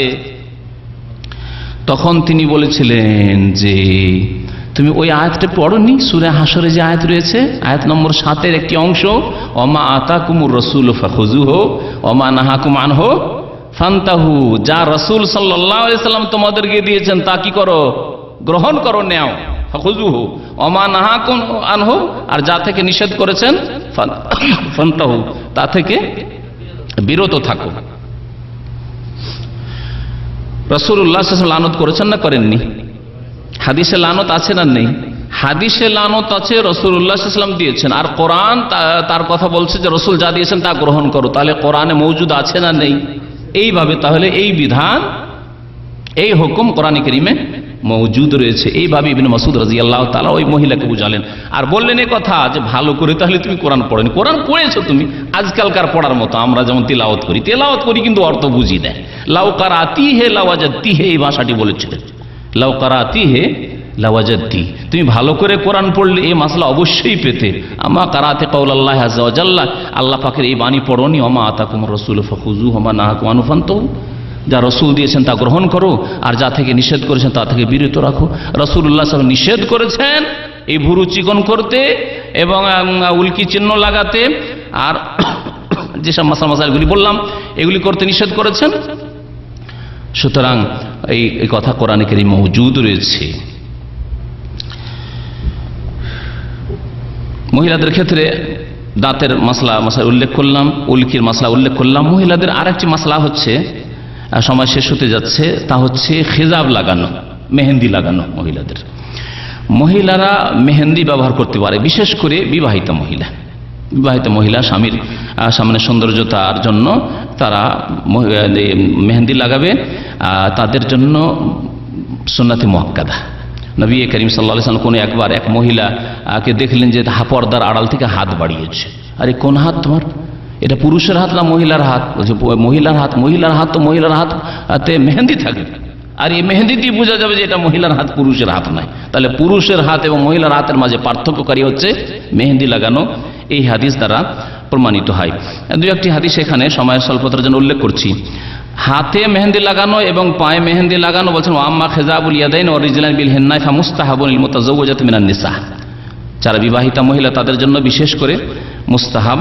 বেশ কিছু এই ক্ষেত্রে প্রসিদ্ধ হাদিস রয়েছে। আবু দাউদে একটি হাদিস রয়েছে, আন্না ইমরাতান সালাত আয়েশাতা, এক মহিলা মা আয়েশা রাদিয়াল্লাহু তাআলা আনহাকে জিজ্ঞাসা করেন খেজাবিল হেন্না, মেহেন্দির খেজাব লাগানো সম্পর্কে বা মেহেন্দি লাগানো সম্পর্কে। ফাকালাত, লা বাসা বিহি, কোনো অসুবিধা নেই লাগাও, লাকিন্নী আকরাহু, তবে আমি কেন লাগাই না, কান হাবিবি রাসূলুল্লাহ সাল্লাল্লাহু আলাইহি ওয়াসাল্লাম ইয়াকরাহু রিহাহু, মেহেন্দির যে একটা ঘ্রাণ আছে, গন্ধ আছে, সেটা আমার প্রিয়তম স্বামী রাসূলুল্লাহ সাল্লাল্লাহু আলাইহি সাল্লাম পছন্দ করতেন না, তাকে ভালো লাগতো না, সেই জন্য আমি তাকে খুশি করার জন্য মেহেন্দি লাগাইতাম না। বাকি মেহেন্দি লাগানো ভালো কাজ। নাসাইতে হাদিস রয়েছে, ওই হাদিসটি, যে হাদিসটি বললাম যে নবী সাল্লাল্লাহু আলাইহি ওয়াসাল্লামের সামনে ওই মহিলা পর্দার আড়াল থেকে হাত বাড়িয়েছে, মেওয়ারায় সিথরিন বিয়াদিহা কিতাবুন, তার হাতে একটি কিছু লিখনি কিতাব ছিল, যাতে লেখা ছিল, রাসূলুল্লাহ সাল্লাল্লাহু আলাইহি ওয়াসাল্লাম দিয়ে বাড়িয়েছেন। নবী সাল্লাল্লাহু আলাইহি ওয়াসাল্লাম বললেন যে মা আদরি আয়াদু রাজুলিন আম ইয়াদু ইমরাহ, এটি পুরুষের হাত না মহিলার হাত তা তো আমি জানতে পারলাম না। ওই মহিলা বলে উঠল, বাল ইয়াদু ইমরাতিন ইয়া রাসূলুল্লাহ, হে আল্লাহর রাসূল, তো মহিলার হাত, আমি মহিলা বলছি। লাউ কুনতা ইমরাতান লাগাইয়ারতি আজফারাকি, নবী করিম সাল্লাল্লাহু আলাইহি ওয়াসাল্লাম তখন বলেন, তুমি যদি মহিলা হও তাহলে তোমার হাতের যে নখগুলি রয়েছে, নখগুলিকে মেহেন্দি দিয়ে পরিবর্তন করে রাখবে। তাহলে হাতের নখে মেহেন্দি দিয়ে পরিবর্তন করে রাখা, এটি হচ্ছে সুন্নাত। কিন্তু মেহেন্দি দিলে তাতে প্রলেপ এমন পড়ে না যে পানি যেতে বাধা হবে কি? কিন্তু আজকাল যেটা লাগিয়ে থাকে মহিলারা, নখ পালিশ, তাতে কি হয়, এমন একটা ওর উপর প্রলেপ পড়ে যায় গাঢ়, যাতে নখ পর্যন্ত পানি পৌঁছবে না। সুতরাং এটা মহিলাদের জন্য জায়েজ নয়। তবে নেফাসের অবস্থায় যখন 30 দিন 40 দিন ধরে নাপাক অবস্থা আছে, সেই সময় যদি হয়, আর যখনই নামাজ ফরজ হবে অর্থাৎ পবিত্রতা হাসিল হবে, তার আগে যদি পরিষ্কার করে নিতে পারে তাহলে জায়েজ হতে পারে। তাই লেখক আল্লামা সালেহুল ফৌজান হাফিজাহুল্লাহ বলছেন, লাকিন লা তাসবিগু আজফারহা বিমা ইয়াতাজাম্মাদু আলাইহা ওয়া ইয়ামনাউ তাহারা, নখের ওপর এমন কিছু লাগাবে না যা জমাট বেঁধে যায় শক্ত হয়ে, এবং ওয়ামনাউ তাহারা, পবিত্রতা অর্জনে বাধা সৃষ্টি করে। তাহলে নখ পালিশ লাগানো মহিলাদের জন্য জায়েজ নয়। মহিলাদের এইরকমই চুলে খেজাব লাগানো, পুরুষদের দাড়িতে খেজাব লাগানোর মশলা জানা আছে, যদি দাড়ি সাদা হয় তাহলে, আর সেই খেজাব কালো খেজাব নয়, বরং মেহেন্দির খেজাব লাগাতে হবে। ওর সাথে কাতাম মিক্স করে লাগানো যেতে পারে, যাতে ব্রাউন বাদামি হবে, কিন্তু কালো করা জায়েজ নাই। মহিলাদের ক্ষেত্রে ওই রকমই, ফাইন কানা শাইবান, যদি মহিলাদের চুল সাদা হয়ে যায়, ফাইন্নাহা তাসবিগু বিগাইরিস সাওয়াদ, তাহলে মেহেন্দি লাগাবে কিন্তু কালো নয়। কালো মেহেন্দি হয় না, মেহেন্দির রং আসলে কালো না, কিন্তু আজকাল আশ্চর্য লাগে, বাজার নাকি কালো মেহেন্দি পাওয়া যায়, নাম মেহেন্দি, কিন্তু আসলে সেটা মেহেন্দি না, বরং অন্য কিছু।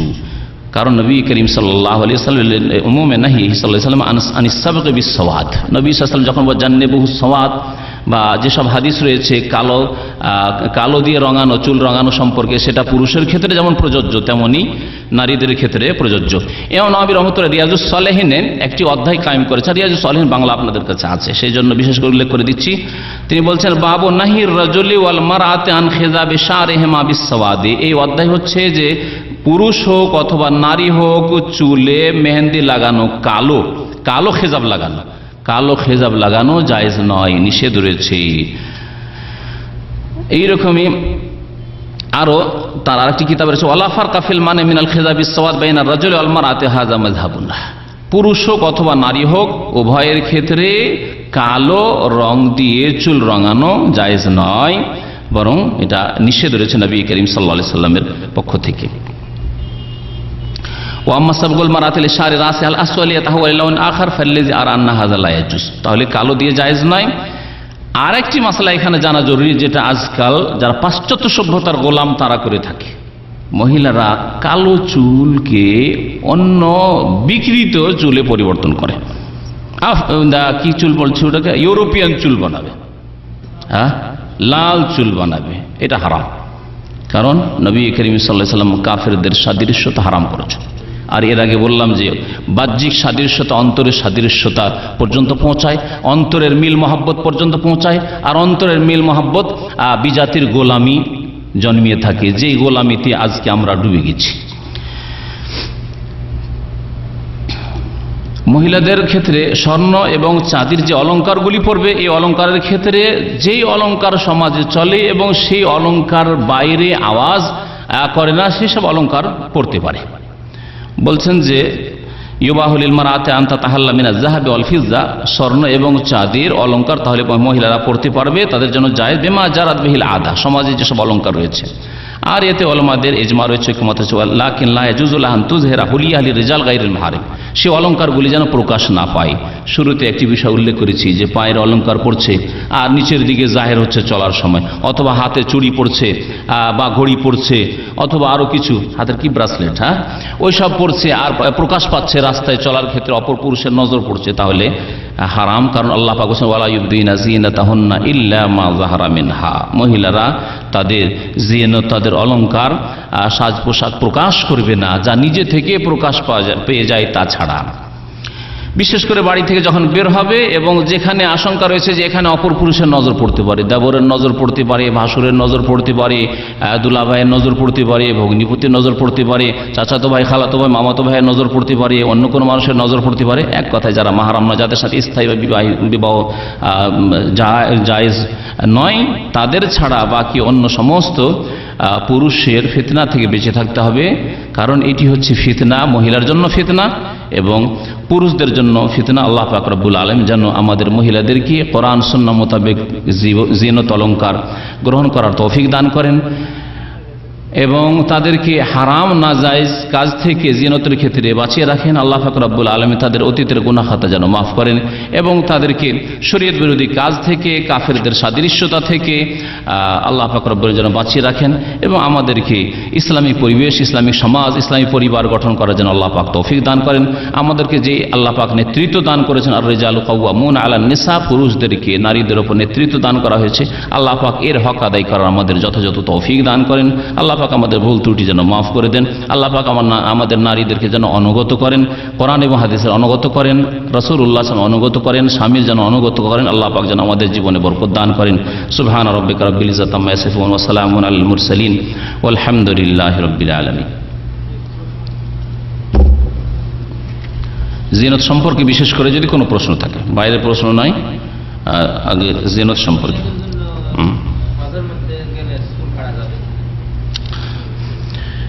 হজের মধ্যে চুল কাটা সম্পর্কে, হজের মধ্যে চুল কতটা কাটা যাবে? হ্যাঁ হ্যাঁ কতটা? নবী করিম সাল্লাল্লাহু আলাইহি সাল্লামের হাদিসে রয়েছে কাদরু আনমুলা। আনমুলা বলা হয় এই যে হাতের আঙ্গুলের জোড়গুলি রয়েছে, হ্যাঁ এই যে জোড়গুলি রয়েছে এতটা করে কাটবে, এটা শুধু জায়েজ। আর তা হজ উমরায়, হ্যাঁ মহিলারা এই সামান্য চুল কাটার কথা বলা হয়েছে। আর হজে গেল আর হজে গিয়ে এখান থেকে কেটে চলে আসলো আর ইউরোপিয়ান সেজে চলে আসলো, সেটা জায়েজ না। জি, তাদের পরিমাণ বলা হয়েছে। একটি ঘোষণা আছে যে কোনো এক মসজিদে মুয়াজ্জিনের প্রয়োজন রয়েছে, মুয়াজ্জিনের প্রয়োজন রয়েছে জালুইয়াতে। যদি কোনো ভাই ফ্রি থাকেন তাহলে এখানে আমাদের সাথে যোগাযোগ করতে পারেন। 1000 রিয়াল বেতন দেবে, আজান দিতে হবে, যখন ইমাম না থাকবে হয়তো কখনো কখনো নামাজ পড়াইতে দিতে পারে। নামাজ সংক্রান্ত পরে যদি সময় থাকে তো, এটাও নামাজের অলংকারের মশলা। হ্যাঁ অলংকারের মশলা জিজ্ঞেস করেন আগে। আপনি বললেন যে গেঞ্জি পরা যায়, মানে গেঞ্জি পরার কথা বলেছেন, খালি গায়ে অথবা গেঞ্জি পরেছেন। হ্যাঁ হ্যাঁ, এক প্রকার আলেম ফতোয়া দিয়ে থাকে যে সেন্টু গেঞ্জি পরা তো জায়েজ নাই, আর খালি গায়ে থাকার ব্যাপারে দ্বিমত আছে। সেন্টু গেঞ্জি সম্পর্কে আপনি কি বলতেছেন? না না থাক, এটা একটু বলি। প্রথম কথা গেঞ্জি সম্পর্কে, সেন্টু গেঞ্জি কি কাফেরদের সাদৃশ্যতা নয়। সেন্টু গেঞ্জি একটা লেবাস, আর অসম্পূর্ণ লেবাস কিন্তু অসম্পূর্ণ লেবাস। কারণ এই দিয়ে নামাজ পড়া জায়েজ নয়, কারণ নবী করিম সাল্লাল্লাহু আলাইহি ওয়াসাল্লাম কাঁধ করে নামাজ পড়তে নিষেধ করেছেন। লা ইউসাল্লি রাজুলু আলা ফি সাওবিল আওয়াহিদ লাইসা আলা আতিকিহি মিনহু শাই, কোন পুরুষ লোক যেন এমন ভাবে নামাজ না পড়ে যে তার কাঁধের উপর কোনো কাপড় নেই। তাহলে বোঝা গেল যে সেন্টু গেঞ্জিতে কাঁধের উপর কাপড় নেই, কাঁধ খোলা, তো এই অবস্থায় নামাজ পড়া জায়েজ নয়। সুতরাং এমন লেবাস সাধারণত মুসলিম পরবে না, বলতে পারি যে এটা ভালো পোশাক নয়, মানে মুস্তাহাব পোশাক নয়। ওর চাইতে মুস্তাহাব হচ্ছে হাফ গেঞ্জি, ফুল গেঞ্জি, এগুলি কিন্তু জায়েজ, কারণ এটা কাফেরদের সাদৃশ্যতা নয়, সুতরাং জায়েজ। আর অনেক জায়েজ কাজ ভালো মানুষরা পছন্দ করেন না। আমি জীবনেও সেন্টু গেঞ্জি পছন্দ করি না, না আমার জন্য, আমার ছেলেমেয়ের জন্য। আর আমার বাবা এত শক্ত ছিলেন, মুন্সি মানুষ হওয়া সত্ত্বেও, যে গেঞ্জি যদি আমার এক ভাই কোনো একবার নিজে থেকে, আমার একটা ছোট ভাই গেঞ্জি একটা নিয়ে চলে এসছে, সেন্টু গেঞ্জি নিয়ে চলে, শখ হয়েছে একটা সেন্টু গেঞ্জি পরবো, নিয়ে এসছে। সেন্টু গেঞ্জিটা জানতে পেরে আমার আব্বা নিয়ে গিয়ে চুলাতে পুড়িয়ে দিয়েছিল, চুলাতে পুড়িয়েছিল। তো আলেম না হওয়ার কারণে বাড়াবাড়ি করেছিল, কিন্তু তারপরে বাবাকে হক আছে, জায়েজ, অনেক জায়েজ জিনিস করলে হয়তো এই ছেলে পরে আরো বেশি খারাপ হতে পারে, সেই জন্য যদি নিষেধ করে তাহলে জায়েজ। কিন্তু কেউ যদি বলে সেন্টু গেঞ্জি হারাম, তাহলে এটা মোল্লাদের মুন্সিদের ফতো, এটা কোরআন হাদিসের ফতো না, আলেমের ফতো না। দ্বিতীয় বিষয় হচ্ছে যে চুল রাখা সম্পর্কে। আর তারপরে আমাদের ভাই বললেন যে খালি গায়ে থাকে, খালি গায়ে থাকতে খারাপ লাগে, বিশ্রী লাগে, আমাকেও খারাপ লাগে। খালি গায়ে থেকে দেখি অনেক লোক থাকে, আমাকে খারাপ লাগে। হয়তো সে লজ্জা পাবে অথবা আমি লজ্জা পাই, খালি গায়ে থাকা লোক দেখলে আমি নিজেও লজ্জা পাই। আর আমি গ্রামে গেলেও কখনো আমার ছাত্র জীবন থেকে খালি গায়ে থাকি না, কমপক্ষে একটা গেঞ্জি গায়ে দিয়েও গেটের বাইরে বের হইতে হবে। কিন্তু জায়েজ খালি গায়ে থাকা। পুরুষদের আওরাত হচ্ছে নাভি থেকে শুরু করে হাঁটু পর্যন্ত, এতটুকু ঢেকে রাখা তাদের জন্য আবশ্যক। মেয়েদের তো বড় চুল কাটা যাবে না, কিন্তু পুরুষদের ক্ষেত্রে আপনার 3টে সুন্নাত বর্ণনা করা হয়। একটা হচ্ছে চুল ছোট করে ছাটা, আর একটা কান পর্যন্ত, আর একটা ঘাড়, মানে আপনার এই কান ঘাড় আর একটা কান পর্যন্ত। বুঝলাম, কিন্তু সেটা মহিলাদের মতো লম্বা করে নয়। আমি যেটা বলেছি যে মহিলাদের মতো লম্বা করে চুল রাখা যাবে না, সেটা জায়েজ নাই। আর বাকি যদি নবী সাল্লাল্লাহু আলাইহি ওয়াসাল্লাম যেমন চুল রাখতেন, লিম্মা জুম্মা ওয়াফরা, এইরকম চুল রাখে, তাহলে সেটা জায়েজ। কিন্তু সেটাকে আমাদের দেশে একদিন আলেমরা এমন সুন্নত বানিয়েছে যে সুন্নত মনে হচ্ছে যে নামাজের মতো সুন্নত, সুন্নত নামাজের মতো না। নবী সাল্লাল্লাহু আলাইহি সাল্লামের সুন্নত যদি ওই রকমই সুন্নত হয়তো চুল রাখা, যে এই সুন্নতি চুল বলে খুব মশহুর আছে আমাদের আলেম সমাজে, তাহলে আবু বকর রাদিয়াল্লাহু আনহু এই চুল রাখতেন, ওমর এই চুল রাখতেন, ওসমান এই চুল রাখতেন, আলী রাদিয়াল্লাহু তাআলা ওই চুল রাখতেন। কেউ প্রমাণ করতে পারবে যে তারা ওই চুল রাখতেন? তারা চুল ছোট করে রাখতেন।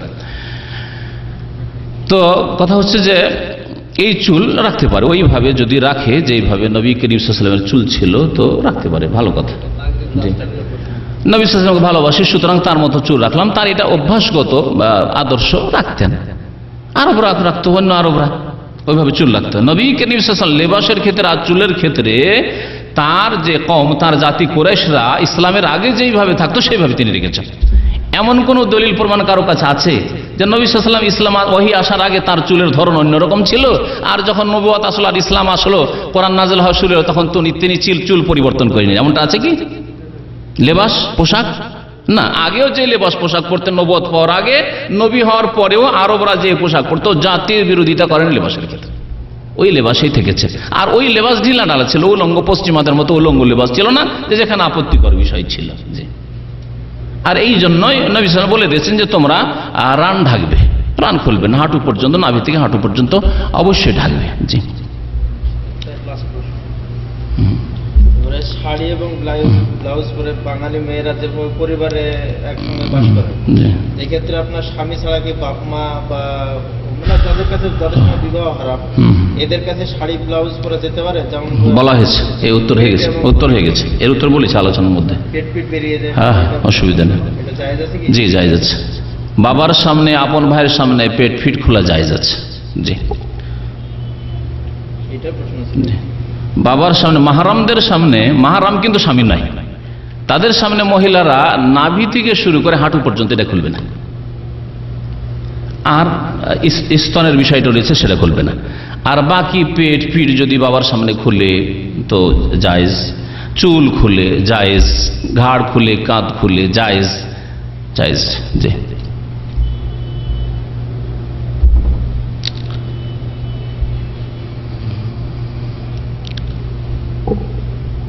আর কিছু? নামাজের প্রশ্ন? না, সবুজ পাগড়ি যারা পরে, পাকিস্তানের বেরেলবিরা অথবা ভারতের পরে, দেওবন্দের পরে সবুজ পাগড়ি যেটা পরে, এটা এসছে ওই সবুজ গম্বুজ থেকে। কারণ নবী সাল্লাল্লাহু আলাইহি ওয়াসাল্লাম কবর পরে যে সবুজ গম্বুজ আছে, আর এরা কবর পূজা করে, সুতরাং তাদের মাথার পাগড়িটাও যেন ওই নবী সাল্লাল্লাহু আলাইহি ওয়াসাল্লামের কবর উপরে যে সবুজ গম্বুজে খাজরা আছে, হ্যাঁ, এই গম্বুজে খাজরা যেন সবুজ হয়, এইখান থেকে তারা নিয়েছে আসলে। হ্যাঁ, এই শিরকি আকীদায় কেন আছে? জি, নবী করিম সাল্লাল্লাহু আলাইহি ওয়াসাল্লাম ইমামাতুন সাউদা আছে, কালো পাগড়ি পরেছেন মক্কা বিজয়ের বছর অথবা কোনো সময়, এরকম আছে। সাদা পাগড়ি আমার স্মরণে কোনো হাদিস নেই, তবে হাদিসে থাকলে ঠিক আছে, যদি কেউ পান তাহলে। জি, পাগড়ি পরে আমাদের ভাই জিজ্ঞাসা করছে পাগড়ি পরে নামাজ পড়লে কি 27 গুণ না? 27 গুণ না, একটা জাল হাদিস আছে যাতে 70 গুণ বলা হয়েছে। আল্লামা নাসির রহমতুল্লাহ আলী যে সিলসিলা জয়ীফ আর জাল হাদিসের সিরিজ আছে, বাংলায় অনুবাদ হয়েছে, ঢাকায় ছেপেছে, ওতে ওই হাদিসটা উল্লেখ করেছেন। আর আমার অনেক দিন আগে একটা জাল জয়ীফ হাদিস উপরে বক্তব্য ছিল, তাতে মনে হয় হাদিসটা উল্লেখ করেছি। ইনশাআল্লাহ কিছুদিনের মধ্যে সময় পেলে জাল জয়ীফের একটা সিলসিলা এই মঙ্গলবারে আলোচনা করব। তাতে ওই জাল জয়ীফগুলি যেগুলির আমল আছে, যার মধ্যে একটা হচ্ছে পাগড়ি পরে নামাজের সময় এসে পাগড়ি বাঁধলো, পাগড়িটা বাঁধলো এই শর্ষিনা বা চরমনের পরে মনে হয়, তাই না? আদিবন্দীরা তারা ওই পরে তারপর নামাজটা শুরু করলো। ধারণা কি যে এতক্ষণ ছিল 1 গুণ, এখন পাগড়িটা পড়লাম 70 গুণ। এটি বিদাত, কারণ জাল মিথ্যা হাদিস, কোনো হাদিসই নয়, এটা মিথ্যা বিদাত। এমামা ক্যাম্পে যে আমাদের আব্দুল হক ভাই ইমাম ছিলেন, এখনো আছে বেচারা, তো ও সরসিনা মুরিদ ছিল। তো প্রথম দিকে আমি প্রথম যখন বক্তব্য করতে যাই, বেশ 1-2 মাস 4 মাস তো ওটা করেছে, লম্বা করে সাপের মতো পড়ে আছে, দেখছি পাগড়ি, আরে বাপরে, এর উপরে ওই যে সামনে যে জায়নামাজ আছে ইমাম সাহেবের, তারপরে ওটাকে যখন একামতের সময় হলো একটা বাঁধলো জুত করে, আর বাঁধার পরে তারপরে নামাজটা শুরু করলো, আর দিল শেষখানে মোনাজাত, এই করতো। প্রথম দেখলাম যে না, এই ছোট মাসলায় যদি বাধা দিই তাহলে বড় বড় রোগ থেকে যাবে এর মধ্যে। আমি চুপচাপ তার পিছনে মুক্তাদি হয়ে নামাজ পড়লাম, বক্তব্য করলাম, মাইকটা ঠিকঠাক করে দিল, বসতো একটু লজ্জায় বসতো, কিন্তু তারপরও ভক্তি হয় না। এই করতে করতে আলহামদুলিল্লাহ ওর পাগড়ি গিয়েছে, এই বিদাতি মোনাজাত গিয়েছে, বিদাতি পাগড়ি গিয়েছে, আর সমস্ত বিদাত শিরক গিয়েছে আলহামদুলিল্লাহ। এখন প্রায় সময় সকালবেলা, রাত্রে আসতে পারেন না উনি, ওই আমার ওই পোর্টে থাকেন, সকালবেলা এসে আমার সাথে দেখা করেন, এখানে বসেন উনি। তো আল্লাহ পাক হিদায়াত করেছে। একদিন আমার সামনে কেঁদেই ফেললেন যে আল্লাহ পাক হিদায়াত করেছে, কোথায় ছিলাম, কেঁদেই ফেললেন একেবারে, সুবহানাল্লাহ। তো আল্লাহ পাক যাকে হিদায়াত করবে তার জন্য রাস্তা আল্লাহ পাক খুলে দেবে, সহজ করে দেবে, কিন্তু হিদায়াতকে তলাশ করতে হবে, একটু মেহনত করতে হবে। আল্লাহ পাক যেন আমাদের সকলকে তৌফিক দান করেন। নামাজের মাসলা যদি বলেন তো ঠিক আছে। আমাদের দেশে একরকম, এখানে আরেকরকম সহসিজদা দেওয়া হয়, সঠিক সহসিজদা হয়। সহসিজদা মানে নামাজের ভুলের সিজদা। সহ মানে ভ্রম হয়ে যাওয়া, সহর শাব্দিক অর্থ হচ্ছে ভ্রম হওয়া, মানে ভুলে যাওয়া। সাহা ইয়াসু মানে ভুলে যাওয়া বা ভ্রম হওয়া। তো ভ্রম হয়ে গেছে নামাজে, বাড়াইলাম না কমাইলাম, কি ছুটলো না বা কিছু, বা সন্দেহ হচ্ছে, 3 ক্ষেত্রে সহসিজদা রয়েছে। কম হয়ে গেলে, বেশি হয়ে গেলে, অথবা সন্দেহ হইলে, এই 3টি ক্ষেত্রে সহসিজদা রয়েছে। সহসিজদা কাবলা সালাম হাদিস রয়েছে, সালামের আগেও রয়েছে, 2 সালামের আগে, আর 2 সালামের পরেও রয়েছে। কিন্তু আমাদের দেশে যে প্রচলিত বিদাতি সহসিজদা আছে, সেটা হচ্ছে 2 সালামের বিচে, 2 সালামের মাঝখানে। এর কোনো দলিল আজ পর্যন্ত আমি পাইনি। হানাফি মযহাবের ফিকহের কিতাবে বাদাস সালাম রয়েছে, মানে 2 সালামের পরে, কিন্তু এই দুই সালামের মাঝখানে কোথা থেকে এরা নিল? আমলের ক্ষেত্রে এই বিদাত কেন তারা শুরু করলো? কদুরি হেদায়ের ফতোয়া, কারণ আমি কদুরি হেদায়েই পড়ে মানুষ হয়েছি প্রথম দিকে। তো তাতে আছে যে বাদাস সালাম করো, সালামের পরে করো, 2টা সালাম ফিরে নাও, তারপরে সহসিজদা করো। তাতে আবার তাশাহুদ বাড়িয়েছে, সে হাদিস জয়ীফ, তাশাহুদ পড়া হাদিস জয়ীফ। আর কাবলা সালামের এখানে যেমন আমল আছে, সালামের আগে সহসিজদা করে নিলেন, তারপরে 2 দিকে সালাম ফিরেন, এটা একটা। আরও এই ক্ষেত্রে আরও বিস্তারিত বেশ কিছু আলোচনা রয়েছে, যেগুলো হয়তো আপনাদের এখন হয়তো প্রয়োজন নেই, আপাতত এতটুকু জেনে রাখাই যথেষ্ট এই ক্ষেত্রে। জোহরের পূর্বে 4 রাকাত সুন্নাত, এটা দুখুলুল মসজিদ সহ না? এর আগে অনেকবার বলছেন, নতুন ভাই কেউ জিজ্ঞাসা করেছেন, দুখুলুল মসজিদ বলবেন না তাহিয়াতুল মসজিদ বলবেন? কি বলবেন? তাহিয়াতুল মসজিদ মানে মসজিদ সালামি নামাজ। এর নাম হচ্ছে ফিকহের কিতাবে তাহিয়াতুল মসজিদ, মসজিদ সালামি নামাজ। তাহিয়া মানে সালাম।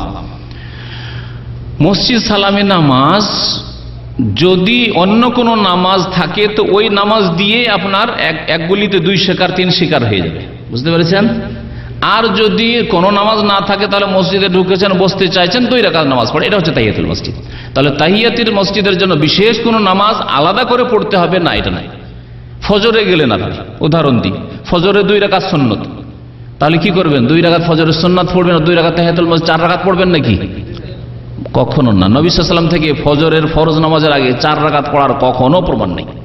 তাহলে কি তিনি তাহিয়াতুল মসজিদ পড়েননি, বা সাহাবীরা তাহিয়াতুল মসজিদ পড়েননি? পড়েছেন। তাহলে তাহিয়াতুল মসজিদের আলাদা কোনো নামাজ নেই, ওই 2 রাকাত ফজরের সুন্নাত, আর তার সাথে নিয়ত আমি আরো ইনক্লুড করলাম, শামিল করলাম কি, হ্যাঁ, তাহিয়াতুল মসজিদ। আমার তাহিয়াতুল মসজিদ হইলে এই মসজিদকে সালামি পেশ করা হইলো, আর ফজরের সুন্নত আদায় হয়ে গেল। এটা হচ্ছে তাহিয়াতুল মসজিদের রহস্য। যদি দেখেন এমন সময় গেলে এটা কোনো নামাজের সময় নয়, তাহলে এমনি বসবেন, তখন 2 রাকাত নামাজ পড়ে বসেন।